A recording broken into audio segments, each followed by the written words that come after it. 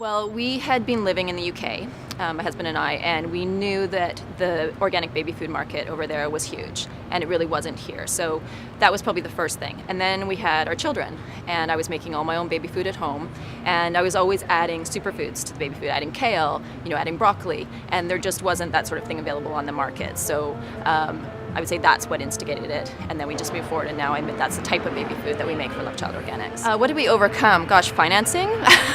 I would say, that was the most difficult to start this company. You need quite a bit of money to start a company like this. You have to create a lot of product all at one time, and so figuring out how to do that and finding the financing was very difficult. And we took a lot of personal risk to get there, and of course we had some help from Marlene and from Dave as well. I was a teacher before we had this company, and I always was trying to deliver the best possible education to children, and now I feel like I'm reaching out to children in a different way. My favorite story to tell?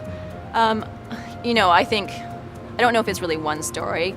I think it's generally, the first time that we saw our products on shelf was the best moment ever. It took us 18 months of planning, and you think so many times that you're never going to get there. And so when you finally see it in stores, it's just so amazing. I mean, even, I'm here in Toronto, and I just went into Longo's for the first time. I hadn't been in there before, and there was our product up on the shelf. And every time you see that, it's so special. I need to believe in myself that I can do this, and that even though it's really different from what I used to do, that those skills transfer, and I don't need to be frightened of it.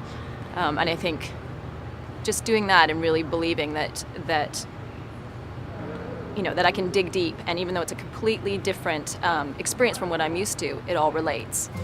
I want people to know that, John and I are parents first, and we made this food for our own children to begin with, and now we are making it for the other children in North America, and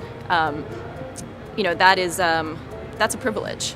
And we're putting our heart and soul into this food, and we are making it the healthiest and most nutritious possible, and we're never compromising on it, and that will never change.